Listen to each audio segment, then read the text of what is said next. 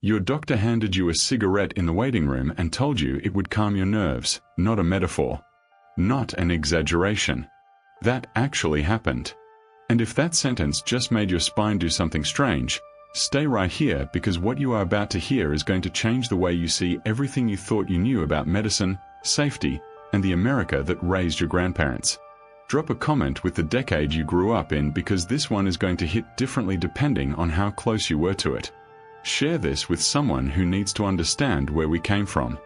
They need to feel this today. Now close your eyes for half a second. Picture a doctor's office in 1954. Not the cold fluorescent waiting rooms you know now.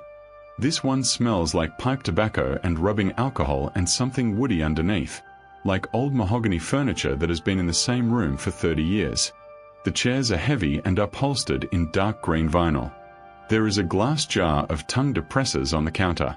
The doctor wears a white coat and he is smiling. He is always smiling. Because in 1955 confidence was the medicine. And nobody questioned the man in the white coat. Nobody. You have to understand something about the 1950s before any of this makes sense. Medicine was not science the way we think of science now. Medicine was authority. It was theater. It was a man with a degree telling you what your body needed and you nodding, because what else were you going to do? There was no internet. There was no second opinion you could find in 30 seconds. There was just him and his certainty and the absolute cultural belief that progress meant trust and trust meant compliance and compliance meant health. So when the American Medical Association published advertisements in the Journal of the American Medical Association showing doctors recommending Camel cigarettes, and when those ads ran for years, nobody flinched. More doctors smoke Camels than any other cigarette. That was the slogan. That was the medical advice. Think about what it means that the most trusted profession in the country was actively selling the thing that would kill millions of people. And think about how many families sat around dinner tables where the father lit up after the meal because his doctor literally told him it aided digestion. Heroin was a cough syrup. Let that sentence breathe for a moment.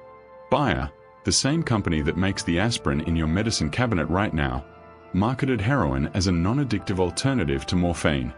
They put it in bottles with cheerful labels. Mothers gave it to children with chest colds. Children with coughs. And the mother felt like a good mother because she was following the guidance. Because she trusted the bottle and the brand and the doctor who recommended it. Can you feel that?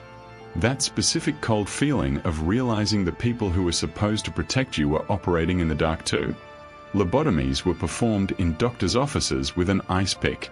Walter Freeman drove across America in a van he called the lobotomobile, doing transorbital lobotomies in state hospitals, sometimes 20 or 30 in a single day. He did one on a 12-year-old boy. He did one on a woman whose only diagnosis was depression after a difficult pregnancy. The procedure took 10 minutes. The results were permanent. And the medical establishment called it revolutionary. They gave it a Nobel Prize. A Nobel Prize for hammering a spike into someone's brain through their eye socket. Radium was in everything. Radium watches that workers painted with their lips because supervisors told them to point the brushes that way for precision. Radium water tonics sold at pharmacies because radiation was modern and modern meant healthy. Children played with radioactive toys. There was a chemistry set in the 1950s called the Gilbert U-238 Atomic Energy Lab, and it came with actual uranium or samples. Actual uranium. For children. For play. Because progress was glowing and literally everything that glowed felt like the future. Pregnant women were given thalidomide for morning sickness and told it was perfectly safe. Doctors prescribed it with confidence because confidence was the whole product. The drug caused devastating birth defects in tens of thousands of babies across the world. In America, the FDA blocked it largely because of one woman named Frances Kelsey who refused to approve it without more evidence. She was pressured. She was pushed. She held the line anyway. But before she held it, American doctors were already handing out samples. Handing them directly to pregnant women and smiling. Electroconvulsive therapy was used on teenagers for behavioral problems. Not for severe psychiatric conditions. For acting out. For being difficult. For being a child who would not comply. Parents signed the consent forms. Parents who loved their children. Parents who trusted the system that had been built around them and who had no framework to question it because questioning the doctor was like questioning gravity. It simply was not done. X-ray machines sat in shoe stores. You walked in to buy your child a new pair of Keds and the salesman put your foot in a fluoroscope and you watched the bones of your toes on a glowing screen and everyone thought it was miraculous. Children stood in those machines for minutes at a time. Repeatedly. Throughout their childhoods.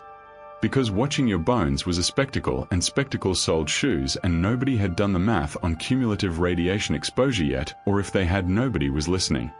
Mercury was in teething rings. Lead was in paint and gasoline and the air your lungs pulled in every single morning when you breathed in the city you lived in.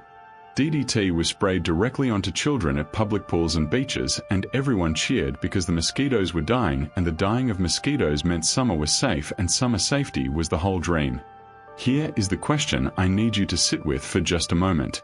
If every single one of these practices was considered safe, trusted, and scientifically endorsed by the most respected medical authorities of the time, what does that mean about the things we're confidently doing right now? Let that ripple. Because here is what I want you to feel underneath all of this. Not horror.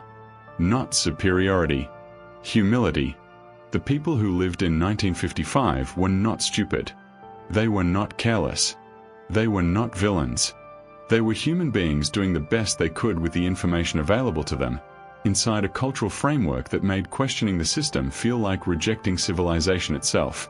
Your grandmother trusted her doctor because that trust was the most rational choice she could make with what she knew. Your grandfather smoked his Camels after dinner because every authority in his life told him it was fine. They were not naive. They were human. And that humanity is worth holding onto because it is ours too. There is something quietly devastating and quietly beautiful about looking back at those shoe store fluoroscopes. A child standing in a machine made of wonder and danger, wiggling their toes inside new shoes, looking down at their own bones and laughing. The mother watching. The salesman smiling. Everyone in that moment feeling like they were living inside the future. And they were. They just did not know which parts of the future would cost them. That is what the 1950s actually were underneath all the chrome and optimism and trust. They were a country sprinting toward tomorrow with its eyes wide open and its hands full of things it did not yet understand. And the people who lived it were brave in the way that all humans are brave when they have no choice but to move forward. They moved forward. They raised children. They built neighborhoods. They sat in those vinyl chairs and trusted the man with the degree because the man with the degree was all they had. I need you to feel something right now. Not about them. About yourself. Because you are also living inside a framework you did not build. You are also trusting systems you cannot fully verify. You are also breathing air and eating things and taking medicines that have been approved by authorities who are doing their best with what they know right now. The 1950s are not a warning about the past. They are a mirror pointed at the present. And the bravest thing you can do with that mirror is look directly into it. That is not a frightening thought. That is the most human thought there is. What you just felt going through all of this is not just shock. It is recognition. Recognition that every generation lives inside a story it did not write and cannot fully see from the inside. And recognition that the people who came before you were just as real, just as hopeful, just as full of love and fear and ordinary Tuesday afternoons as you are. They just had different cigarettes in their waiting rooms.